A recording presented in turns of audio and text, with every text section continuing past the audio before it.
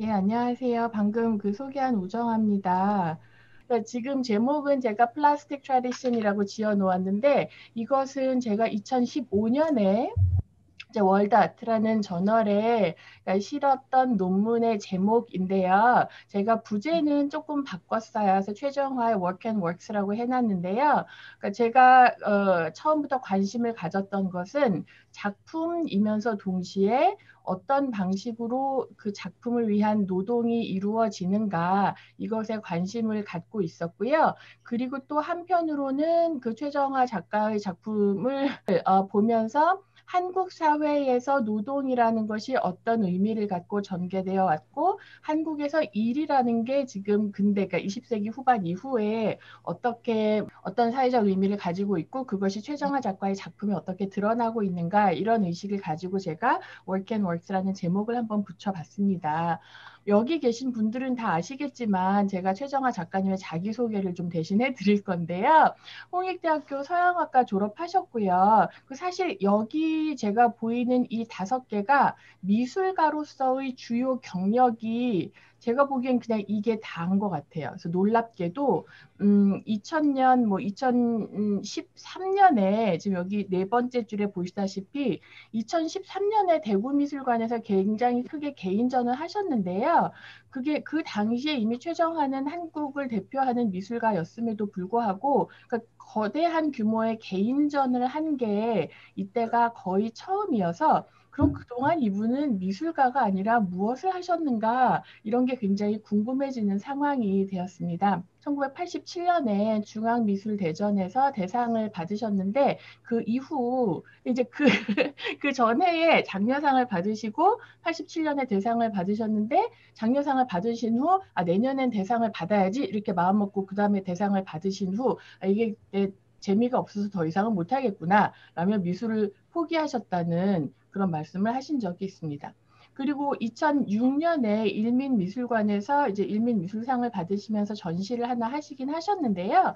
그게 최정화 개인전이 아니라 여러 많은 작가들의 작품을 모은 것이어서 개인전의 성격을 가졌다고 보기에는 좀 곤란하고요.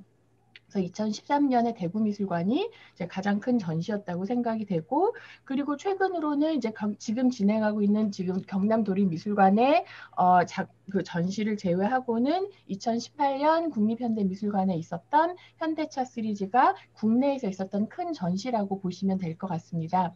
그래서 최정화 선생님의 그 개인 홈페이지가 있는데요. 거기 보시면 전시도 하고 건축도 하고 인테리어도 하고 미술 감독도 하고 공공미술도 하고 이벤트도 하고 가구도 만들고 제품도 만들고 이미지 컬렉션도 하시고 그래서 하시는 일이 굉장히 많은데 이 모두가 어떻게 미술가의 작업으로 수렴되고 있는가 이런 것도 제가 최근에는 즐겁게 생각하고 있는 주제 중에 하나입니다.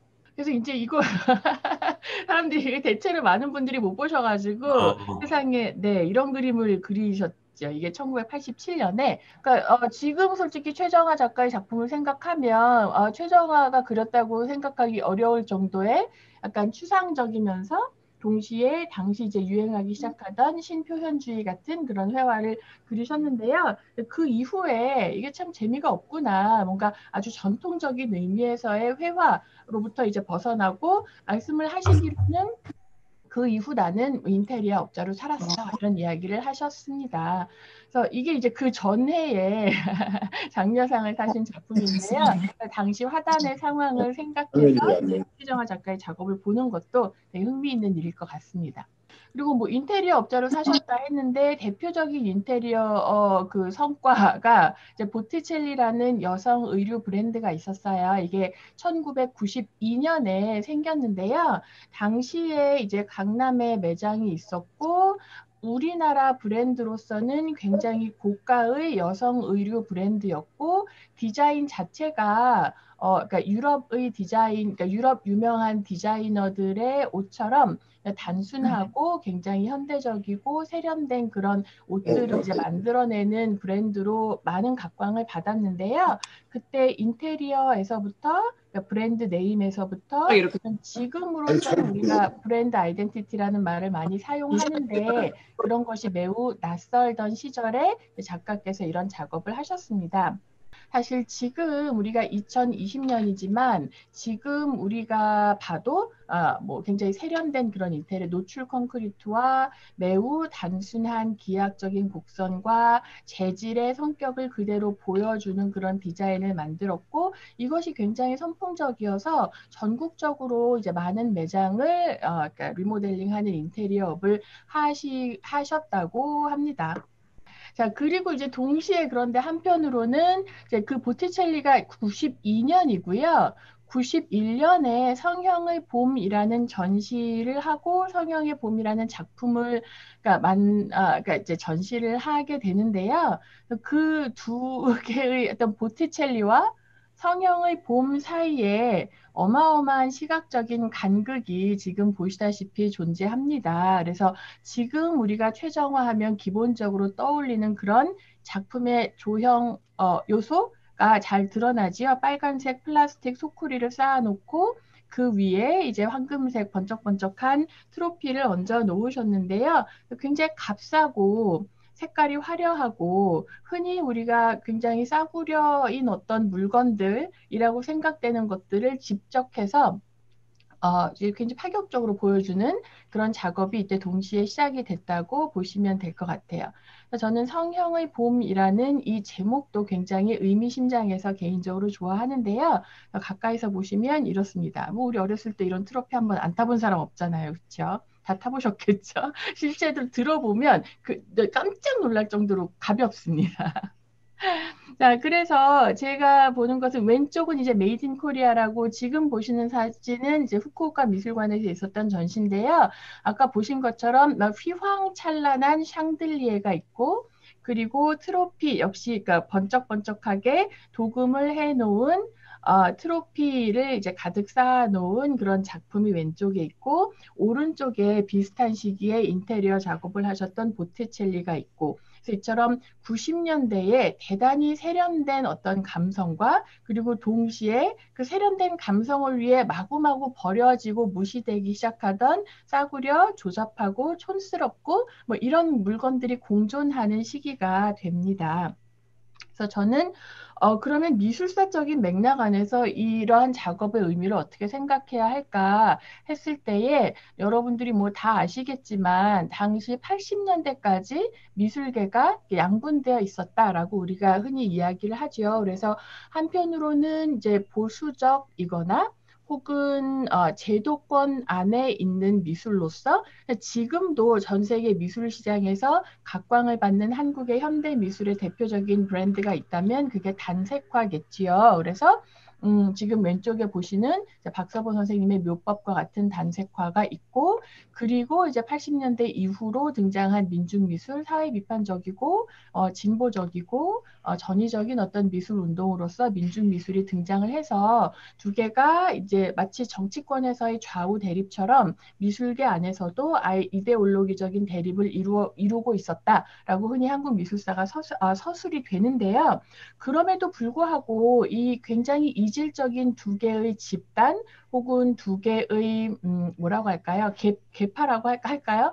이것이 공통적으로는 한국성이라든가 한국의 전통 같은 것을 추구하고 그것을 수사적으로 내세우고 있었다는 것이 되게 특이한 사실이겠죠. 그래서 단색화 같은 경우에도 단색이라는 중성의 색조라든가 아니면 굉장히 반복적인 행위를 통해서 이루는 정신성의 수양이라든가 이런 것들이 동양적인 문화에서 근원을 두고 있다라고 흔히 서술이 되고요. 민족미술 또한 마찬가지로 한국의 그러면 이런 그 엘리트 문화가 아니라 한국의 민중들의 문화가 무엇인가 했을 때 뭐 탈춤이든 아니면 민화 혹은 탱화, 불화 뭐 이런 것들에서부터 어떤 한국적인 전통을 찾고 한국 정신의 원류를 찾고 그래서 우리가 이제 한국성을 작품을 통해서 표출하고자 하는 움직임이 있었다고 볼 수 있을 것 같아요.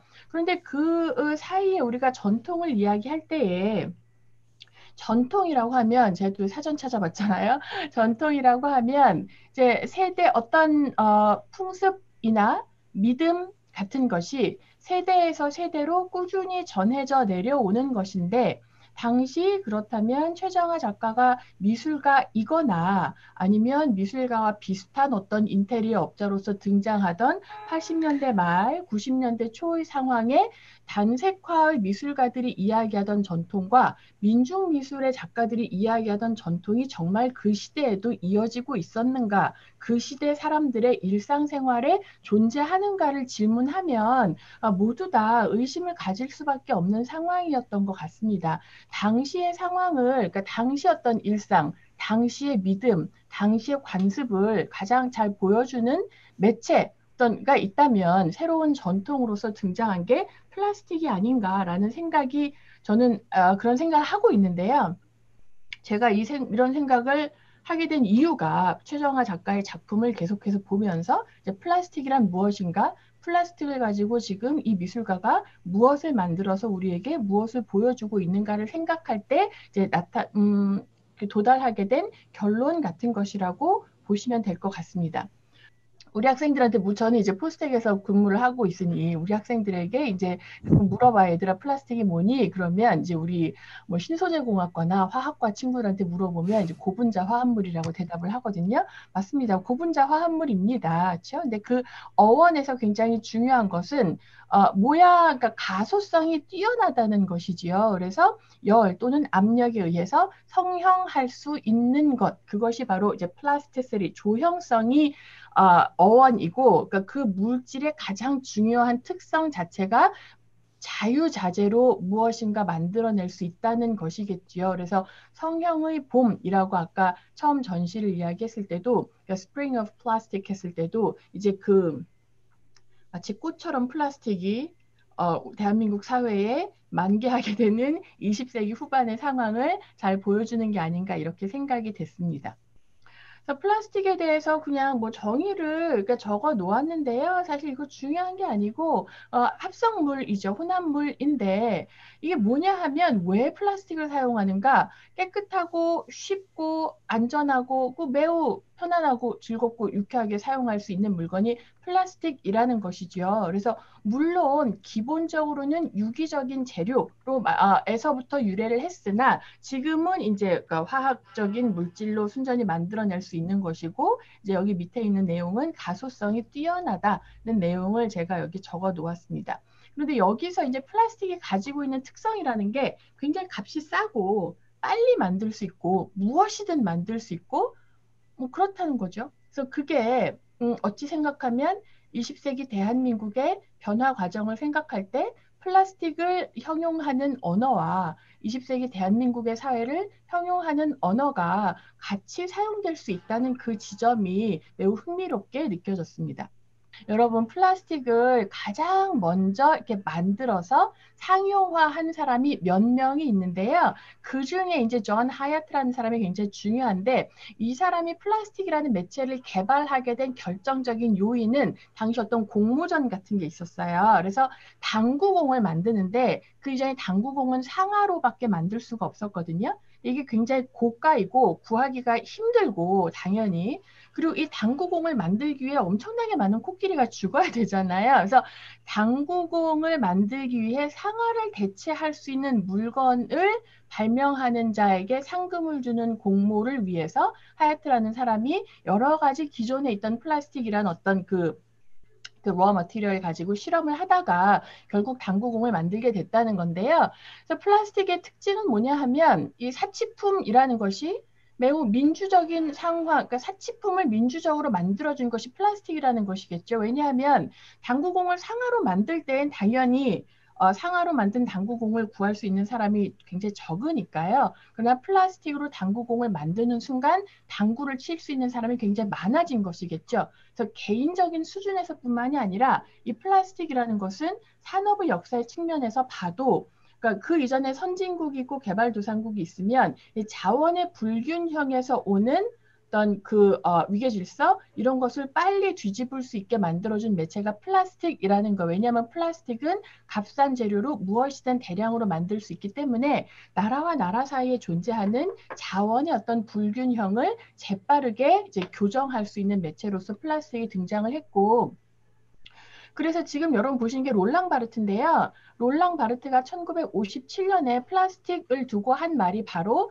매체들 간의 위계 질서가 완전히 없어진 게 플라스틱 덕분이라는 거예요. 왜냐하면 플라스틱이라는 한 가지 물체가 모든 게 될 수 있기 때문이죠. 상아도 될 수 있고 금도 될 수 있고 유리도 될 수 있고 정말 그 소울도 될 수 있고 모든 게 될 수 있잖아요. 그렇기 때문에 이 어떤 플라스틱의 등장으로 인해서 여러 방면에 있어서 위계 질서가 무너졌다라고 이야기를 한 게 롤랑 바르트고요. 57년에 이미 플라스틱 이게 대동맥이거든요. 혈관조차 플라스틱으로 만들 수 있다고 하니 이제 인체조차 점점 플라스틱으로 대체될 것이다 라고 이야기를 했습니다. 플라스틱, 우리나라에서 플라스틱 하면 또 내셔널 플라스틱을 뺄 수가 없죠. 내셔널 플라스틱이라고 하면 안 되고요. 내셔널 플라스틱이라고 해야 좀 기분이 나는데 이 회사가 1965년에 이제 부산에서 만들어진 회사고요. 사실 저는 뭐 65년에 부산 이런 건 몰라도 어쨌든 집에 내셔널 플라스틱 하나 없는 집은 없지 않았을까요? 저는 그렇게 정말 진정 내셔널한 머티리얼이었다고 생각하는데요.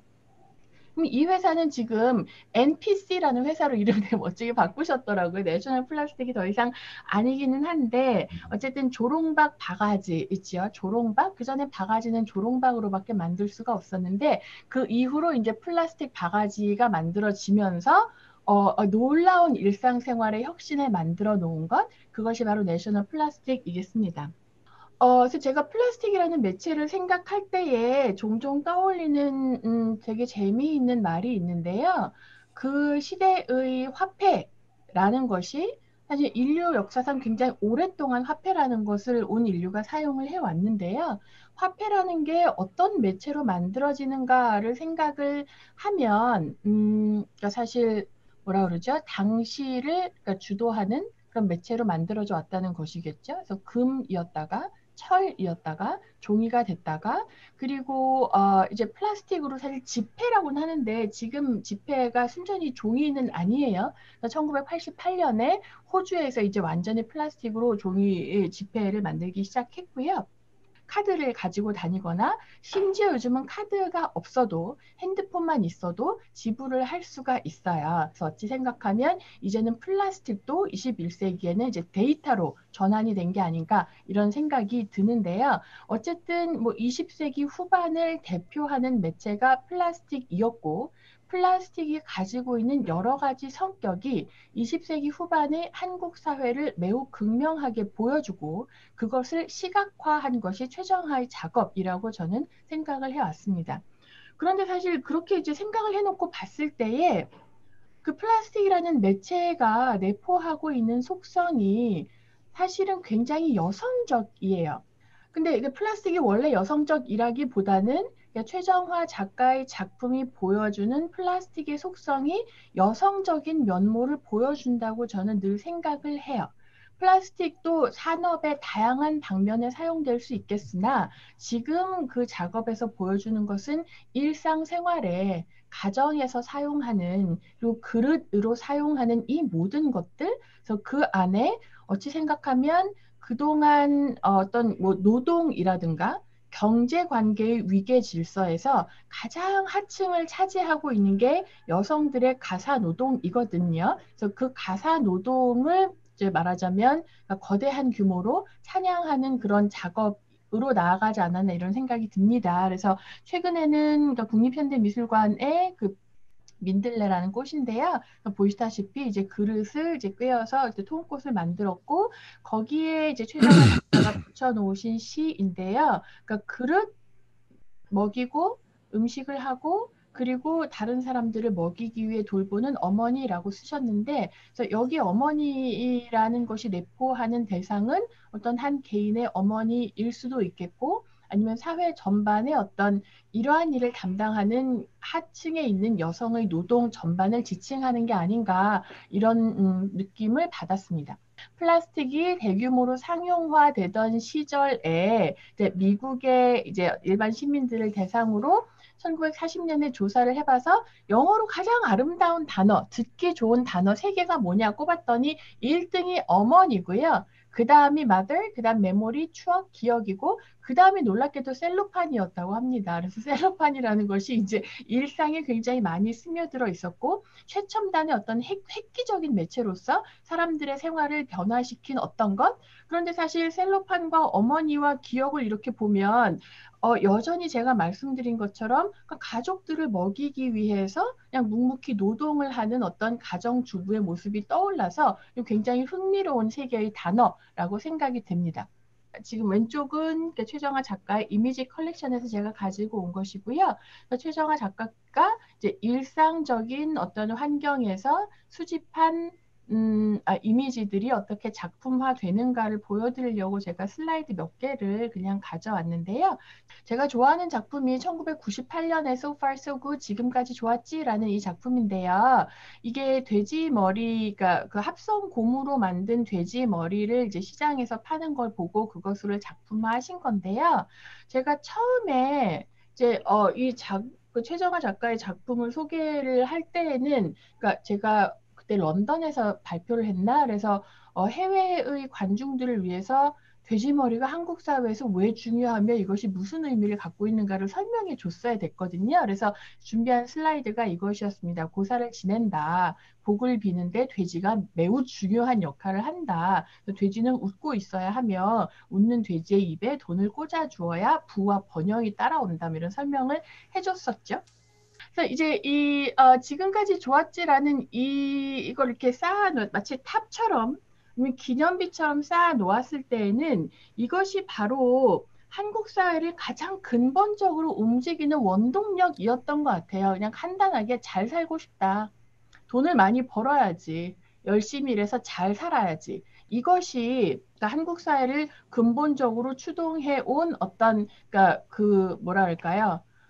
추동해온 기본적인 정신이라고 본다면 그것을 형상화한 것 같아요. 그래서 돼지 머리를 놓고 고사를 지낸다, 복을 빈다, 그것으로 탑을 쌓는다. 그런데 심지어 합성고무로 돼지머리가 나왔을 때에는 이 합성고무 돼지머리는 실제 돼지머리보다 값도 굉장히 싸고 비록 먹을 수 없다는 단점이 있으나 썩지도 않고 재활용도 가능하잖아요.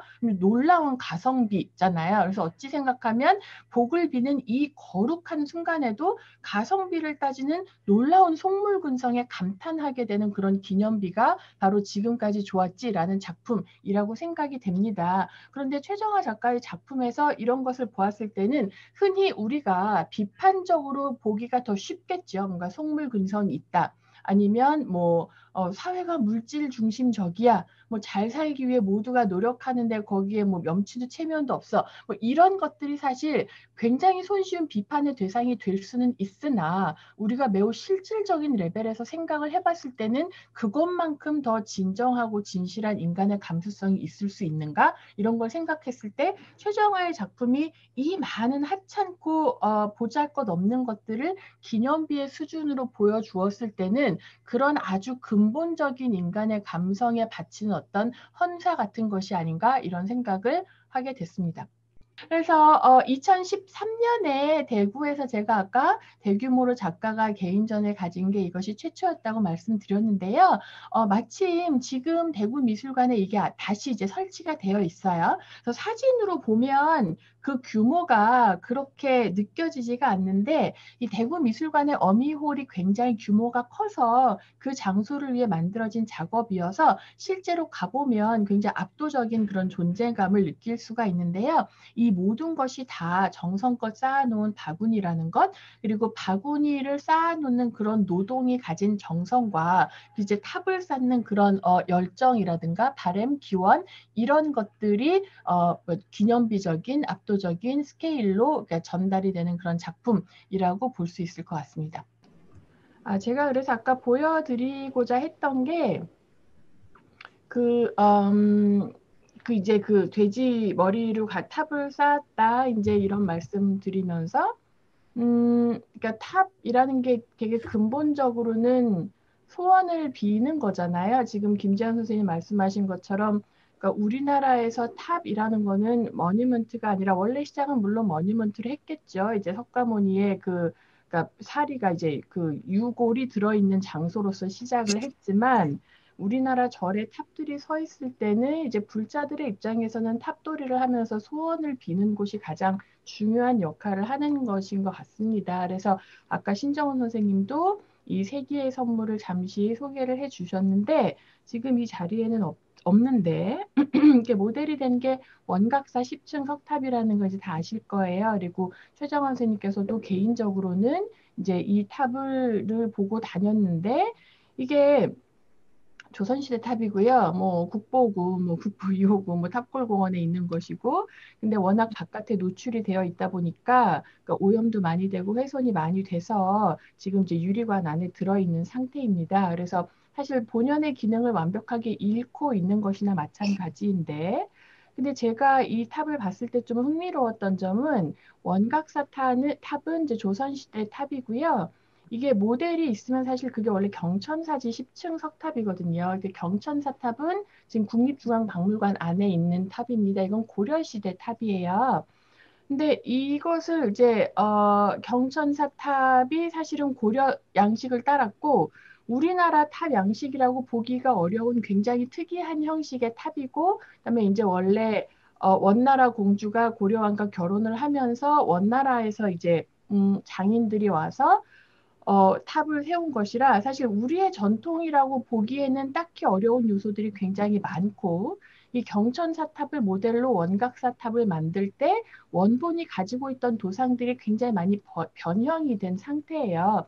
그래서 여러모로 제가 아까 처음 시작할 때 뭐 한국성이라든가 한국적인 전통 이런 것들 우리가 이야기할 때 당연히 원각사탑이나 뭐 경천사탑 같은 국보 문화재를 이야기를 하겠지만 사실 이 두 개가 굉장히 불완전한 상태였던 것이죠. 원각사탑 같은 경우는 모델을 이제 완벽하게 재현하진 못한 것이고 많이 훼손이 된 상태고 경천사탑 자체도 우리의 전통과는 거리가 먼 존재인데 그 최정화의 세기의 선물이라는 것이 이것을 얼마나 완벽하게 다시 불완전한 것을 완벽하게 만들어준 것이거든요. 두 개를 이제 그러니까는 합성을 해서 완벽한 형태, 그런데다 이제 더 이상 훼손이 되지 않는 강화 플라스틱, 그 다음에 이제 사실 소원을 빈다고 할 때 우리가 중요한 거는 번쩍번쩍 금칠이 되면 얼마나 더 좋습니까? 그래서 굉장히 근본적인 의미에서 탑을 완벽화한 그런 형태가 아니었나 해서 제가 또 다른 슬라이드가 있는 게 사실 뭐 경천사탑도 그렇고 원각사탑도 그렇고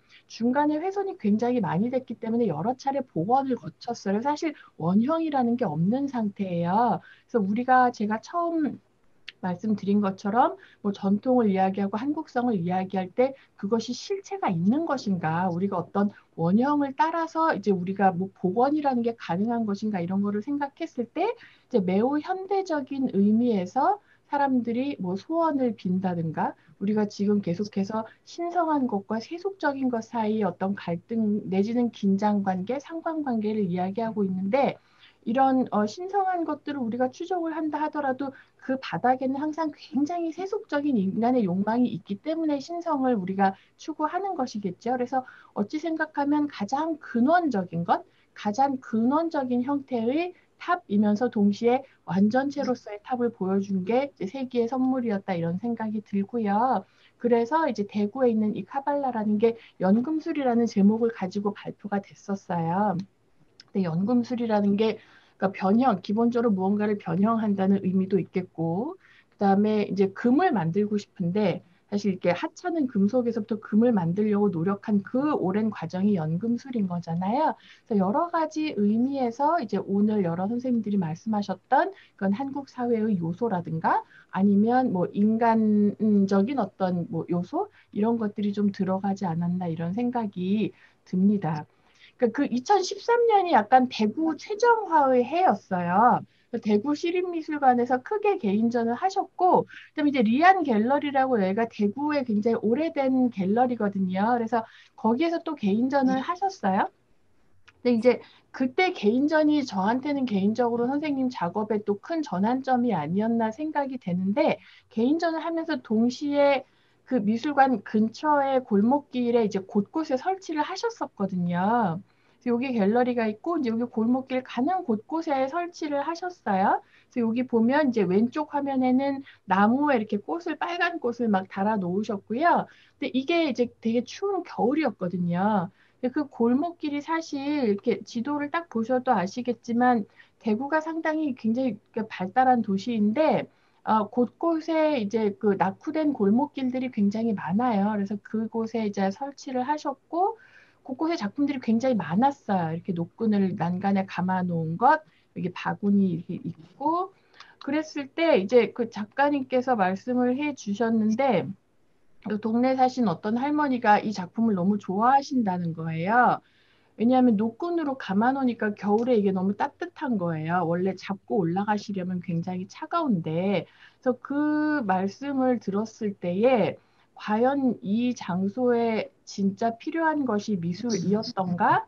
아니면 이때 이렇게 곳곳에 설치를 해 놓으시니까 사실 갤러리에 구경 오셨던 분들이 이 골목길을 한 바퀴 다 돌고 가는 게 그때의 코스였고 굉장히 즐거운 코스였어요. 왜냐하면 가는 곳마다 작품들이 이렇게 곳곳에 설치가 되어 있었기 때문에 그래서 여기 보시면 이제 작가님이랑 같이 걸어 다니는데 이 작가님이 또 이날도 야 여기 내 작품 또 있다 막 이러시는데 그냥 되게 헷갈렸어요 실제로 작품이 있는 것이 있고 작품 아닌 것이 있었는데 실제로 굉장히 헷갈리는 상황이었거든요. 근데 그랬을 때에 아까 김동규 선생님 말씀하셨지만 여기에 사시는 분들이 계시고 갤러리에 왔다가 여기를 구경하는 분들이 계시는데 그분들이 사실은 다 우리가 뭐 퍼블릭인 거잖아요. 그랬을 때 그 가운데에 놓여서 어떤 할머니의 손을 따뜻하게 해주는 이 노끈은 과연 미술이었을까 아니면 그냥 노끈이었을까 이런 생각을 제가 계속 지금까지 하고 있습니다. 그래서 아까 최영 선생님 발표하시고 김동규 선생님 발표하시고 그리고 신정훈 선생님